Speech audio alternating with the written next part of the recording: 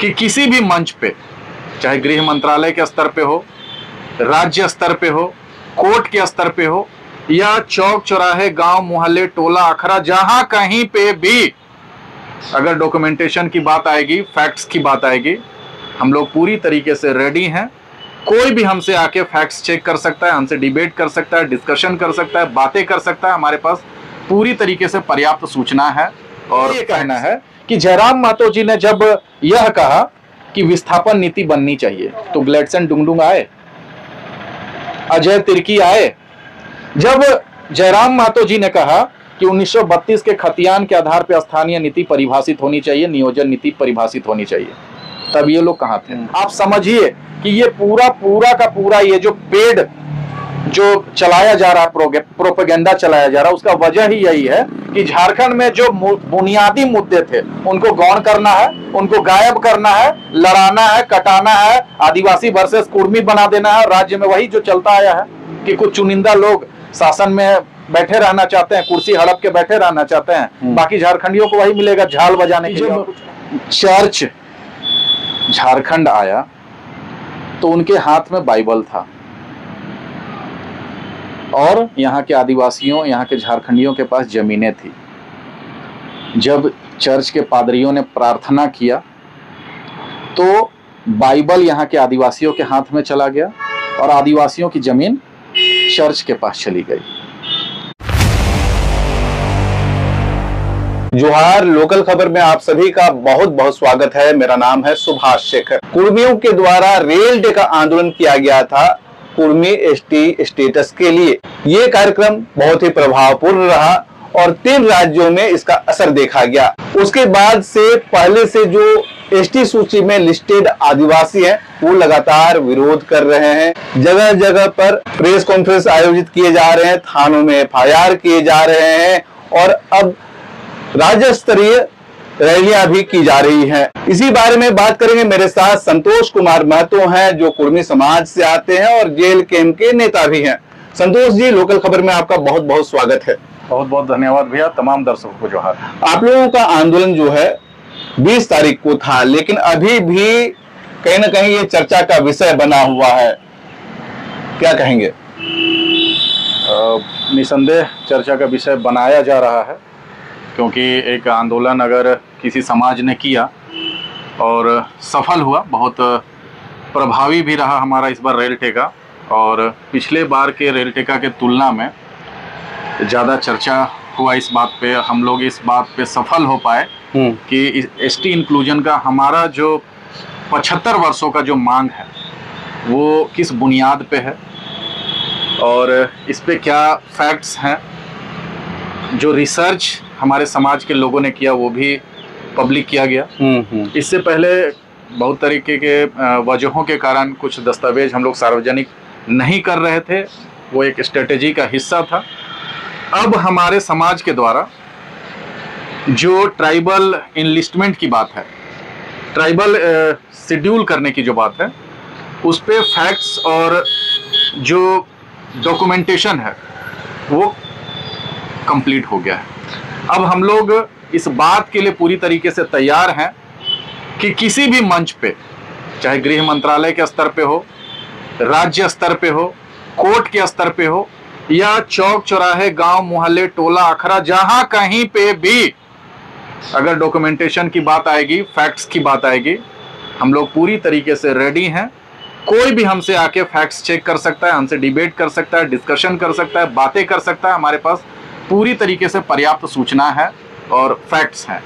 इसके बावजूद अभी आप लोगों का आंदोलन तो 20 तारीख को ही खत्म हो गया, लेकिन उसके बाद लगातार विरोध किया जा रहा है। आदिवासी समुदाय के अगुवाओं के द्वारा प्रेस कॉन्फ्रेंस किया जा रहा है, कई तरह के वो लोग भी सबूत दिखा रहे हैं, और अब तो 2 रैली, एक 5 तारीख को, एक 12 तारीख को लोग आयोजित कर दिए हैं। तो इसको किस रूप में देखते हैं? अगुआ मत बोलिए उनको, हाँ, उनको पिछुआ बोलिए, क्योंकि जो अगुआ है वो रामदयाल मुंडा है, अगुआ जयपाल सिंह मुंडा है, अगुआ सूर्य सिंह बेसरा है, अगुआ शिबू सोरेन है, अगुआ निर्मल मिंज है। इनको हम लोग अगुआ मानते हैं, और ये सिर्फ आदिवासी समाज के अगुआ नहीं है, पूरे झारखंड के अगुआ हैं। और पूरे झारखंड के अगुवाओं ने लिखित, मौखिक, सार्वजनिक से लेके पत्राचार करने की बात हो, चाहे गृह मंत्रालय की बात हो, चाहे प्रधानमंत्री कार्यालय पे लिखित तौर पे देने की बात हो, सारे लोगों ने लिखित तौर पे कहा है कि इनका ट्राइबल इंक्लूजन का यह जो मांग है वो बिल्कुल वैलिड है, जायज है। और जब इनकी बात की जाती है तो हम इनसे सहमत होते हैं। बाकी अभी जो पिछुआ अगुआ बनने की कोशिश कर रहे हैं, उनको हम लोग ना तो कभी अगुआ स्वीकार किए थे, ना कभी स्वीकार करेंगे। ये पक्षपातपूर्ण तरीके से बात रखने वाले लोग, उन्माद फैलाने वाले लोग, अराजकता फैलाने वाले लोग, भाई को भाई से लड़ाने वाले लोग, एक बड़े भाई को छोटे भाई से लड़ाने वाले लोग, और इनकी चिता बनेगी जब, तो उस पे अपने रोटी सेकने का ख्वाब पालने वाले लोगों को अगुआ कहना अगुआओं का अपमान है। तो ये जो विरोध है ये किसका असर देखते हैं आप लोग? तरह तरह के फैक्ट सामने लाए, वो उसका वजह है, या फिर आप लोगों का जो आंदोलन है 20 तारीख का आंदोलन वो बहुत ज्यादा सफल रहा है, ये वजह है?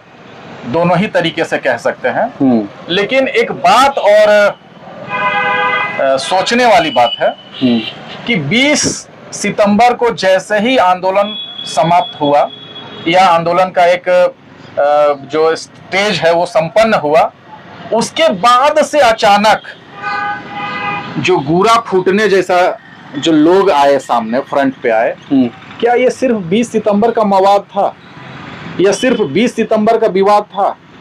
ये सोचने की बात है। जब से झारखंड की राजनीति में नवनिर्माण का दौर चल रहा है, नवनिर्माण से हमारा आशय है कि फिर से स्थानीय नीति, भाषा की बात, संस्कृति की बात, यहाँ के ट्राइबल जो लोग हैं, कम्युनिटी हैं, उनको ताकत देने की बात, पेशा कानून की बात, विस्थापन की बात, कृषि नीति की बात, पलायन की बात, मानव तस्करी की बात, जब से मुखर रूप से झारखंड के राजनीति में फिर से उदयमान हुआ, उसके बाद से ही ये जो तथाकथित लोग हैं, ये कौन से गुफाओं में छुपे हुए थे, कौन से बिलों में घुसे हुए थे, कौन से छेद में घुसे हुए थे कि अचानक इनको अपना अस्तित्व और अपना सारा कुछ याद आने लगा।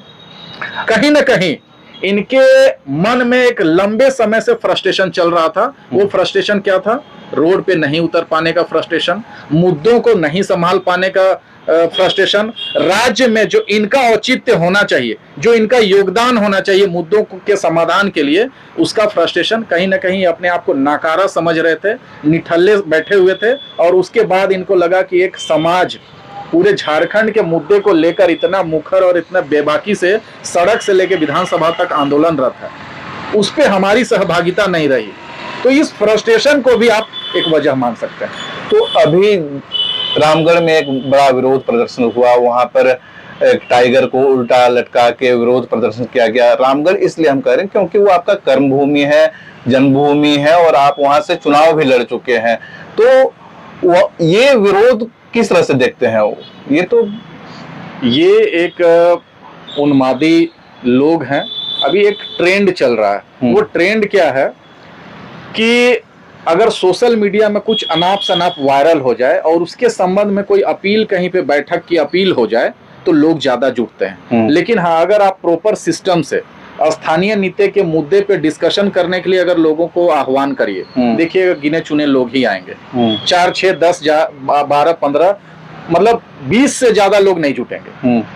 जो वायरल चीजें हैं, जो भ्रामक चीजें हैं, जो उलगलूल चीजें हैं, जिनका कोई सिर पैर नहीं है, वैसे विषयों पे अगर आप भीड़ को बुलाते हैं ना, तो ये विसंगति समझिए या झारखंड का नियति समझिए या फिर झारखंड के भविष्य में ग्रहण समझिए, तो वैसे संबंधित मुद्दों पे ज्यादा भीड़ जुटता है। तो क्या ये जो डुमरी के विधायक हैं जयराम महतो, उन पर सीधे अटैक था रामगढ़ का प्रदर्शन? देखिए, एक चीज को समझिए कि जब टाइगर जयराम महतो जी का अस्तित्व आता है राजनीति में, तो कौन कौन से मुद्दे आते हैं खुल के?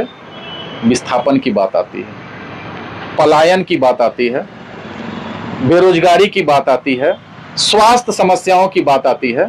और इन तमाम मुद्दों पे झारखंड का कौन सा ऐसा वर्ग है जो अछूता था? ये सारे मुद्दे झारखंड के तमाम जाति, संप्रदाय, धर्म, लिंग, सभी लोगों को लेकर चलने की बात थी। लेकिन क्या इन तथ्यपरक चीजों पे, क्या इन बुनियादी मुद्दों पे ये जिनको कथित अगुआ आप कह रहे हैं, ये अगुआ सामने आए? मेरा ये कहना है कि जयराम महतो जी ने जब यह कहा कि विस्थापन नीति बननी चाहिए, तो ग्लेडसन डुंगडुंग आए, अजय तिर्की आए। जब जयराम महतो जी ने कहा कि 1932 के खतियान के आधार पर स्थानीय नीति परिभाषित होनी चाहिए, नियोजन नीति परिभाषित होनी चाहिए, तब ये लोग कहां थे? ये जो 1932 का खतियान जो लाया गया, फिर से प्रासंगिक बनाया गया, क्या किसी जाति विशेष के लिए था? जो उन्होंने पलायन की बात कही, जो विस्थापन की बात कही, क्या वो कुर्मी समाज के लिए था? नहीं था। तो क्या इन कथित बुद्धिजीवियों को उस समय टाइगर जयराम महतो के कंधों को मजबूत करने के लिए, उनके मुद्दों को मजबूत करने के लिए, उनकी बातों को मजबूत करने के लिए, उनके समर्थन में नीति नियम कानून बनाने के लिए इन लोगों ने कभी आवाज उठाया? हाँ में हाँ मिलाया? नहीं मिलाया। क्या ये मुद्दे गलत थे? थोड़ी देर के लिए ये हम स्वीकार कर लेते हैं या मान भी लेते हैं कि कुर्मी एसटी इंक्लूजन का मामला विवादास्पद है, मान लेते हैं, हालांकि विवादास्पद नहीं है, लेकिन फिर भी हम मान लेते हैं। लेकिन क्या 1932 के आधारित जो खतियान की आधारित स्थानीय नीति की बात थी, नियोजन नीति की बात थी, क्या वो विवादास्पद था? उस समय ये कथित अगुआ कहां थे, कहां छुपे हुए थे? उसका वजह यह है कि उस समय इनको पेड जो इनका अमाउंट होना चाहिए, जो टोकन अमाउंट होना चाहिए, जो पैसा होना, फ्यूल होना चाहिए इनको भौंकने के लिए, वो नहीं मिला हुआ था। इनको झारखंड के नीतियों से, झारखंड के मुद्दों से ना तो कभी कोई लेना देना था, ना है और ना रहेगा। तो इन लोगों का जो अभी प्रदर्शन हो रहा है या फिर जो लोग भी ये लोग बयान दे रहे हैं, तो कुर्मी समाज के जो नौजवान हैं, जो खासकर जयराम महतो की पार्टी से ताल्लुकात रहते हैं, अनर्गल गाली गलौज कर रहे हैं, जिसकी शिकायत आज एसटीएसी थाना में निशा भगत कर रही हैं। केस होगा, कुर्मी समाज के लोगों के ऊपर भी केस होगा, जो सरकारी आदिवासी हैं उनके ऊपर भी केस होगा।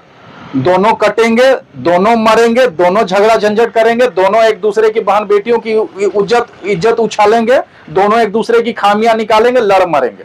यही तो उद्देश्य है। आप हमको बताइए, इस कुर्मी और ये विवाद के बीच कहां गया स्थानीय नीति का मामला?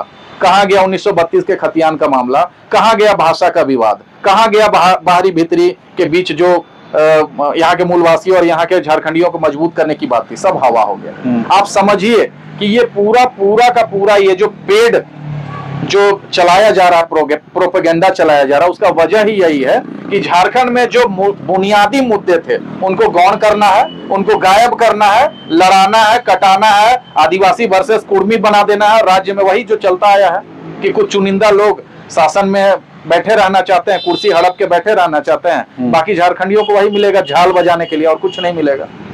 विरोध तो हो रहा है, लेकिन कुर्मी समाज एसटी स्टेटस के लिए अब आगे की लड़ाई किस तरह से लड़ेगा? देखिए, हमारे जो समाज के अगुआ हैं, जो इस काम को लेके आगे बढ़ रहे हैं, देखिए हमारे समाज के लोगों ने अलग अलग जिम्मेदारियों को अलग अलग कंधों पे सौंपा हुआ है। युवाओं को अलग जिम्मेदारी दी गई है, बुद्धिजीवियों को अलग जिम्मेदारी गई है, माताओं बहनों को अलग जिम्मेदारी दी गई है, सांस्कृतिक कर्मियों को अलग जिम्मेदारी दी गई है, जो शैक्षणिक गतिविधियों में है उनको अलग जिम्मेदारी दी गई है, कुछ लोगों को विशेष रिसर्च एंड डेवलपमेंट के लिए ही जिम्मेदारी गई है। क्योंकि जब 75 सालों में पूरे समाज ने यह महसूस किया कि जब सभी तथ्य हमारे फेवर में है फिर भी हमारा इंक्लूजन नहीं हो पा रहा है, तो उसके लिए हमको स्ट्रेटेजी वाइज चलना होगा। ये जो रेल टेका था, लोग कहते हैं कि ये अंतिम आंदोलन था, नहीं, ये अंतिम आंदोलन नहीं था, ये एक स्ट्रेटेजी का हिस्सा था। केंद्र सरकार को हमें मैसेज देना था, हमारी उपस्थिति का अंदाजा दिखाना था, हमें हमारी आबादी का अंदाजा दिखाना था, और यह दिखाना था, चाहे हमारा मकसद था कि झारखंड की एक बड़ी आबादी अपने सोशल स्टेटस, सोशल आइडेंटिटी के क्राइसिस से गुजर रही है, अपने सामाजिक अस्तित्व को बचाने के लिए अंदर से ही कुंठित है, अंदर से ही मानसिक अवसाद से ग्रसित है। उन लोगों को उनका आइडेंटिटी क्राइसिस महसूस हो रहा है। उस आइडेंटिटी क्राइसिस के संबंध में जो मैसेज केंद्र सरकार तक जाना चाहिए था, उसको कन्वे करने के लिए हमने रेल टेका किया। संतोष जी बताएंगे कि कुर्मी वर्सेज आदिवासी का जो ये लड़ाई, एक माहौल बना हुआ है, इससे झारखंड में क्या प्रभाव पड़ेगा? जेमो केनियोटा एक दार्शनिक हुए, उन्होंने बताया था, एक बहुत ही दिलचस्प बात बताया कि जब चर्च झारखंड आया तो उनके हाथ में बाइबल था और यहाँ के आदिवासियों, यहाँ के झारखंडियों के पास जमीनें थी। जब चर्च के पादरियों ने प्रार्थना किया तो बाइबल यहाँ के आदिवासियों के हाथ में चला गया और आदिवासियों की जमीन चर्च के पास चली गई। अभी जो वर्तमान कुर्मी वर्सेस आदिवासी कराया जा रहा है, यानी सरकारी वर्सेस गैर सरकारी आदिवासियों के बीच जो लड़ाई लड़ाई जा रही है, उसका भी नतीजा यही होगा। दो भाई आपस में लड़ मरेंगे और जो झारखंड हित के मुद्दे हैं वो खत्म हो जाएंगे, उन पे ताला लग जाएगा, उन पे बोलती बंद हो जाएगी। सिर्फ और सिर्फ मुद्दा रह जाएगा कुर्मी वर्सेस आदिवासी, और जिनको सत्ता चाहिए उनको सत्ता मिल जाएगा और फिर से झारखंडी वैसे ही मुंह बाए अपने तकदीर को कोसते हुए, अपने जमीन को लूटते हुए, अपने जमीनों पे कल कारखाने बैठते हुए, जमीन अधिग्रहण के नाम पे रोड बनते हुए, सड़क बनते हुए, पुल पुलिया बनते हुए देखेंगे। ऐसे ही उनके अखड़ा के ऊपर फ्लाईओवर बन जाएगा, ऐसे ही उनके खेती योग्य जमीन पे रिम्स 2, रिम्स 3, रिम्स 4 बन जाएगा। और उसके बाद जो झारखंडियों की, चाहे सरकारी आदिवासी हो चाहे गैर सरकारी आदिवासी, उनकी स्थिति क्या होगी कि उनकी स्थिति को संभालने के लिए फिर से रिनपास 2, रिनपास 3, रिनपास 4 बनाना होगा, क्योंकि उनके पास माथा पीटने के अलावा, अपने किस्मत को कोसने के अलावा, अपने आप को गाली देने के अलावा, अपने किस्मत को गाली देने के अलावा दूसरा कुछ नहीं बचेगा।